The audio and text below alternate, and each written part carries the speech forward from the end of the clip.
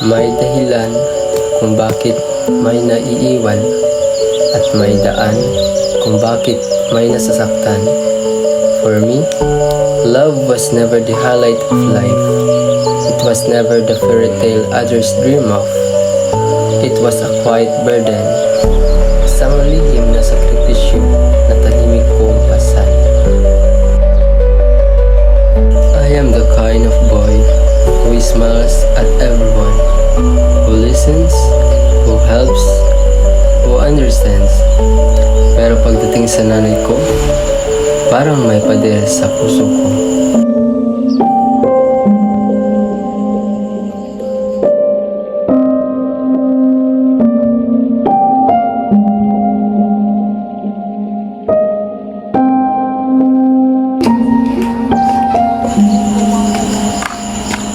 My mother and father left me when I was just a child, and though the pain never truly left, I've come to believe this.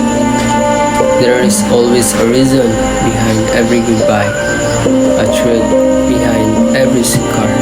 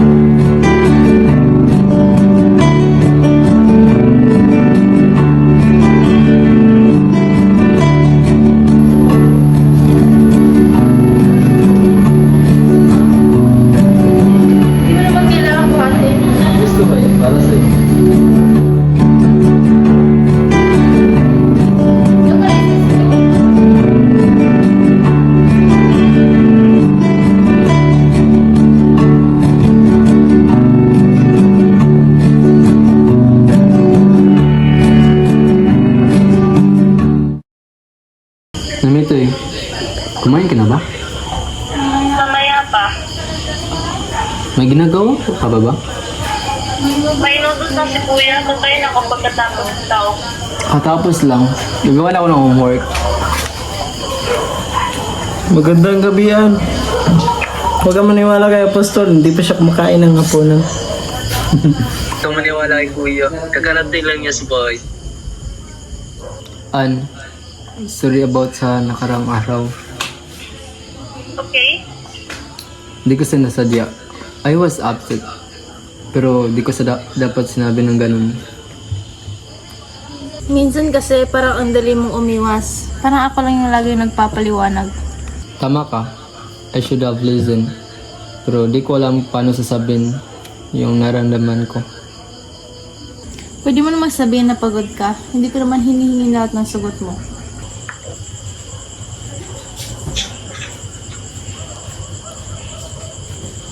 Nakita mo ba yung charger ng phone ko? Nasa kwarto ko, kuya. Kinuha mo na naman. Hindi ikaw yung tumambay sa kwarto ko. Tsaka, sabi ni Aunt, sa Sabado, kailangan ka daw niyang makausap at kailangan mong bumisita doon sa probinsya. Alex ka pala. Oo, kailangan. Mag-ingat ka. Salamat sa pag-intindi. Salamat din sa pag-amin. Gawin mo na rin homework mo. Bye. Chat ka kapag tapos ka na kumain. Good night!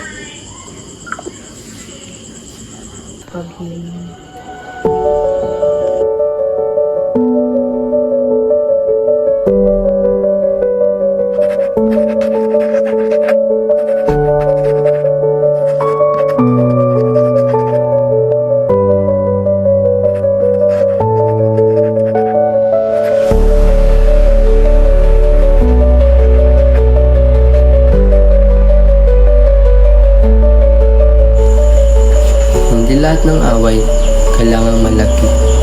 Minsan, sapat ng katahimikan para maramdaman ang lamat. Pero minsan din, ang katahimikan ang nagsisimula ng paghilom.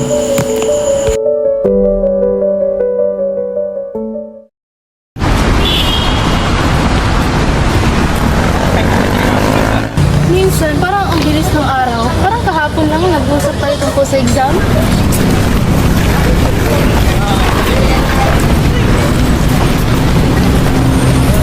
Kaya ba tayo ng room? Kaya, hintayin ko. Okay, kita na lang tayo mamaya.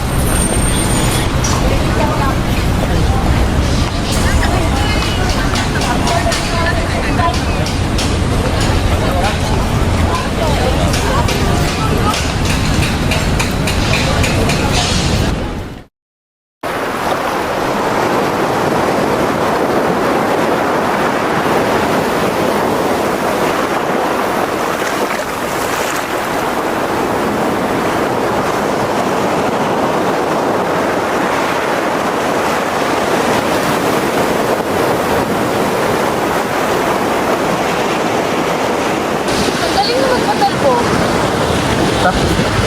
Pwede ba sumubok? Bato lang yan. Kahit sino ka.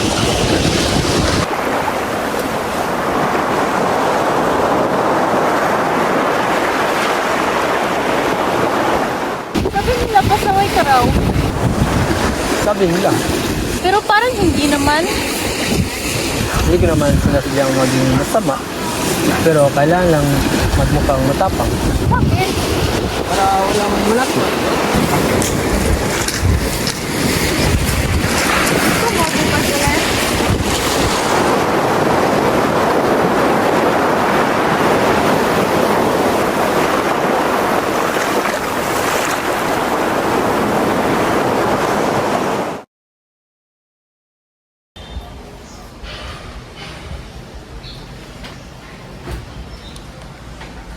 Kumusta ang tulog mo nitong nakaraang gabi? Minsan, okay. Minsan, nagulo ng utak ko. May trigger ba rin yung stress sa school or bahay? May mga bagay na hindi ko masabi. Kahit kailan. Alam mo, hindi mo dapat itago lahat, lalo na sa taong gusto mong pagkakatiwalaan. Ayaw kong alala siya. Ayaw kong nakikita niya akong ganito. Araw-araw mo siyang pinipilit, baka mas mapagod ka sa pagtatago kaysa pag-aamin. Alam kong mahal mo ang kapatid ko, pero mas mahalaga na mahalin mo rin ang iyong sarili. Balik ka ulit next week, same time. Kung gusto mo ng kausap or kasama, pwede si Ann, pero decision mo pa rin yan. Salamat, Dok.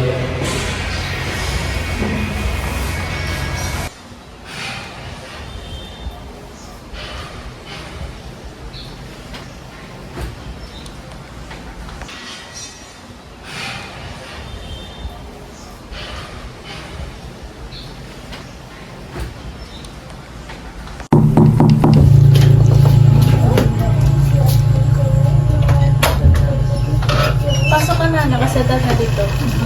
Salamat. Kaya ba? Okay ka lang ba? Oo, hindi pagod lang. Kung may gusto kang sabihin, pwede mo naman sabihin. Tamang oras. Sakan?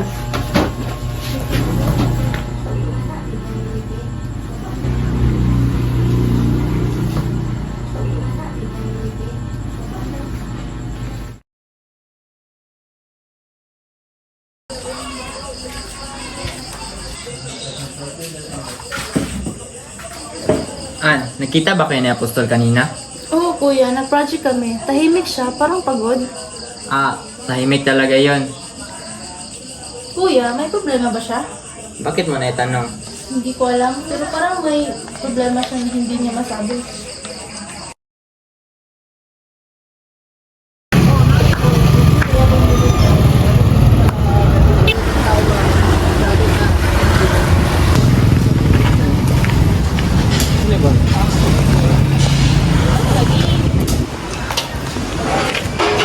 Salamat sa pagkatayo mo. Ingat ka.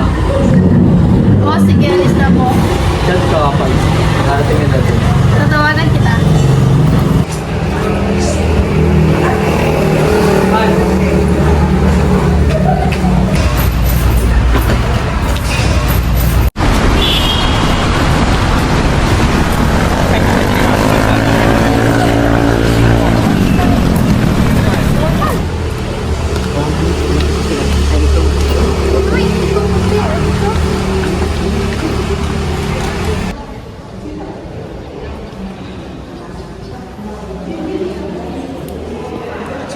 Apostol?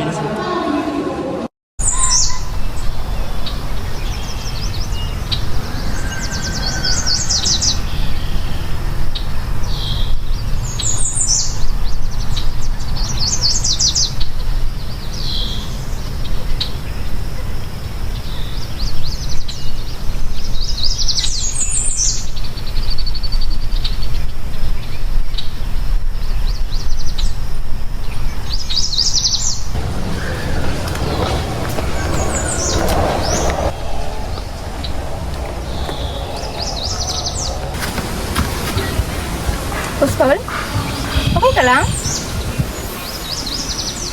Di ba kailangan magsalita? Basta dito lang ako.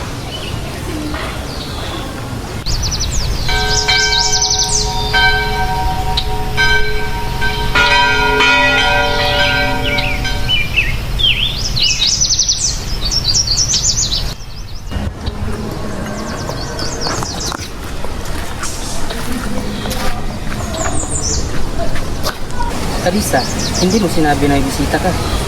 Father, hindi po siya bisita. Kapag-bahay lang natin siya.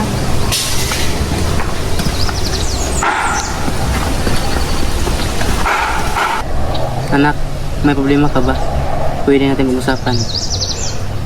Gusto ko pong mag-kumpisal, Father. Father, galit po ako. Galit po ako sa mga magulang ko.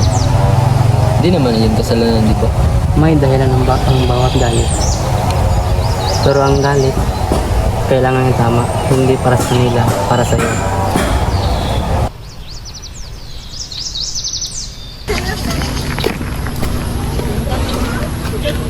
Hindi pa daw nakauwi si Ann. Tanong ko kay Dina, 4 na araw na siyang absent. May ginagawa lang siya importante kaya hindi pa siya nakaka-uwi. At ano naman yun? Hindi ko alam. Di pa kami nag-usap.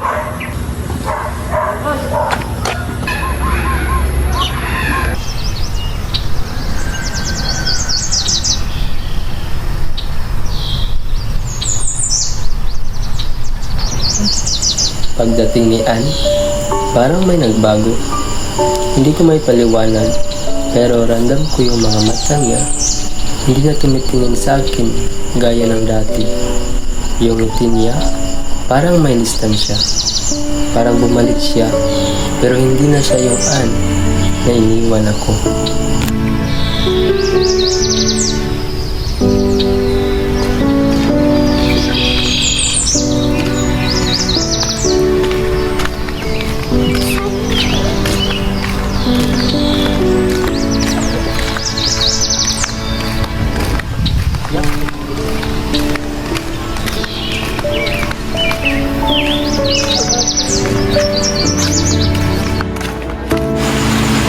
Magkasama pa rin kami, oo, pero hindi na kami magkalapit.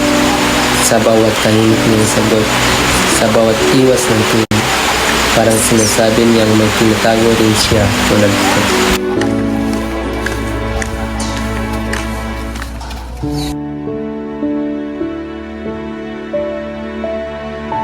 Bumalik ako pero hindi ko alam kung tama. Nakita ko si Apostol at si Carissa magkausap, magkalapit. Hindi ko alam kung may dapat akong maramdaman. Pero meron, hindi selos, hindi galit, parang takot lang na baka hindi na ako bahagi ng mundo niya. Alam ko na ngayon kung bakit siya laging tahimik. Alam ko na kung bakit siya pumupunta sa ospital. At dahil doon, hindi ko alam kung lalapit pa ako o lalayo.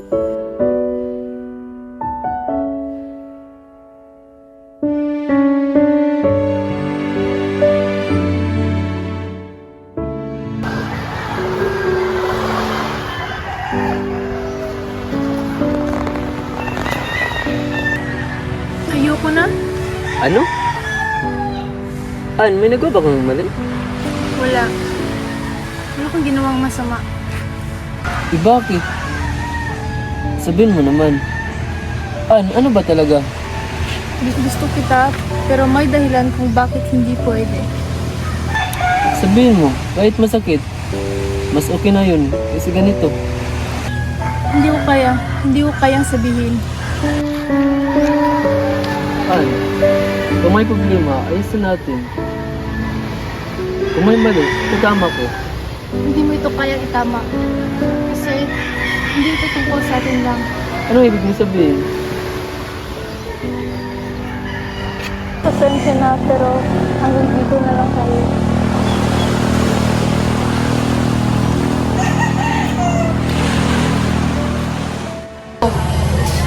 Ann, totoo ba? Ikaw nakipaghiwalay kay Apostol?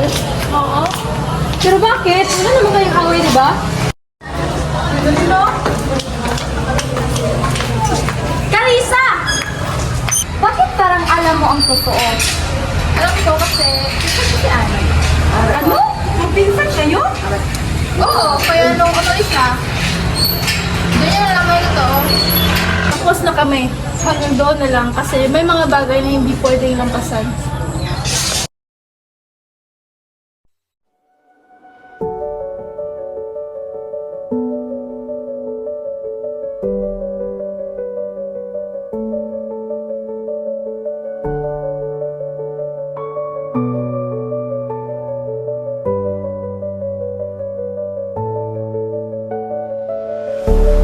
Apostol, hindi ko alam kung kailan ko ito masasabi sa iyo o kung masasabi ko pa talaga, pero kailangan kong isulat kahit hindi ko ipadala.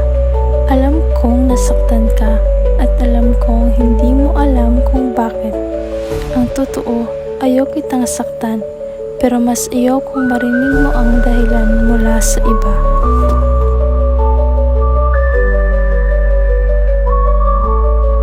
Ayokong maging dahilan ng bigat na dinadala niya, pero ayoko ring mawala sa kanya. Hindi ko alam kung alin ang mas makakasakit, ang paglapit o ang pag-iwas.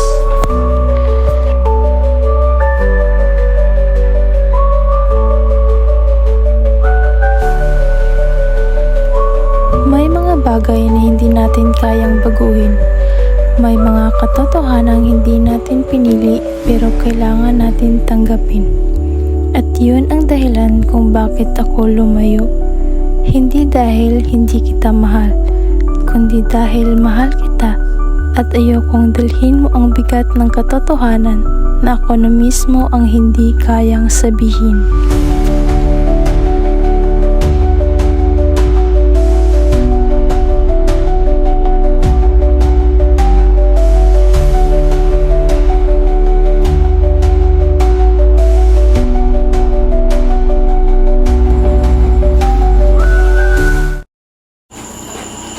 Hindi siya galit, hindi rin siya nagsisinungaling.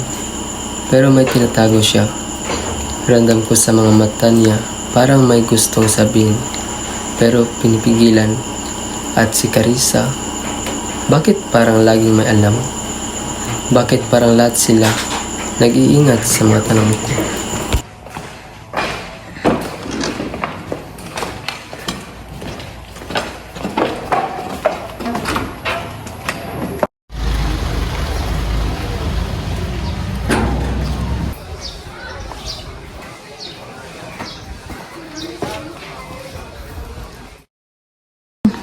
Apostol, Bakit ka bumalik?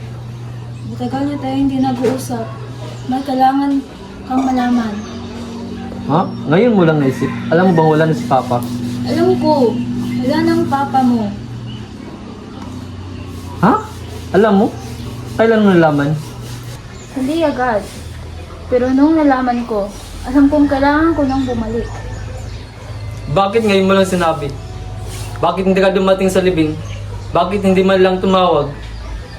Dahil hindi ko alam kung paano ko haharapin. Pero hindi lang yan ang dahilan. Hindi lang tungkol sa iyong ama kung bakit ako bumalik. May kailangan ka pang malaman. Tungkol kay Ann. Anak, pamangkin mo si Ann. Ano? Anak siya ng kapatid ko. Kaya siya lumayo. Kaya hindi niya masabi sa'yo.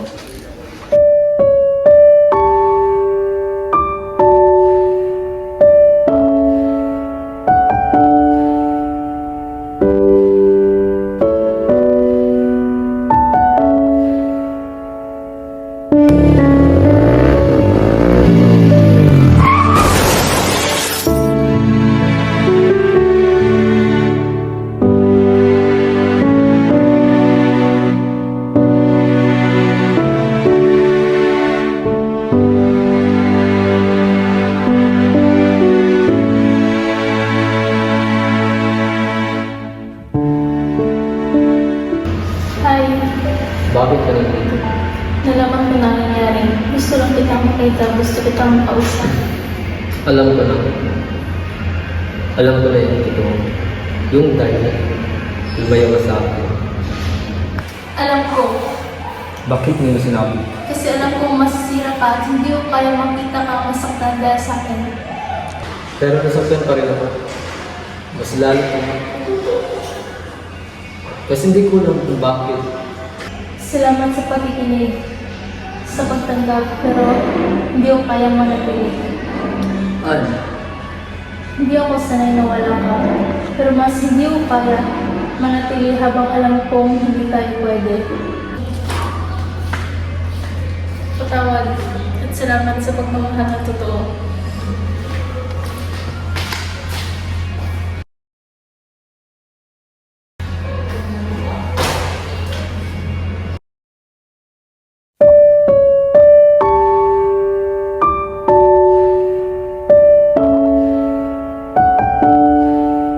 Huwag mo akong iiwan ha.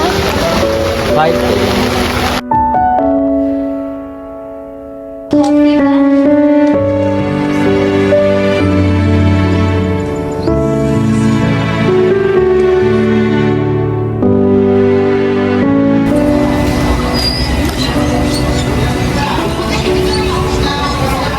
Sakit pa rin ba, anak? Pero hindi na ako galit, hindi na ako takot.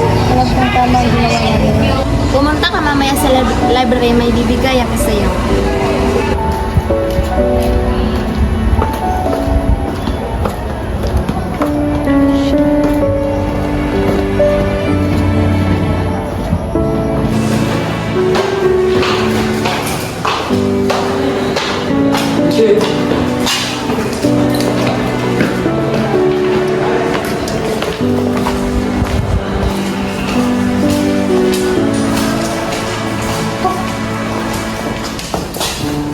Thank you.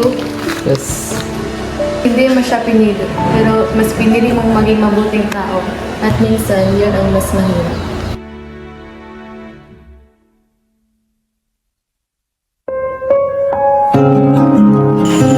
She was my regret, not my mistake, because loving her was never wrong, but keeping her would have been.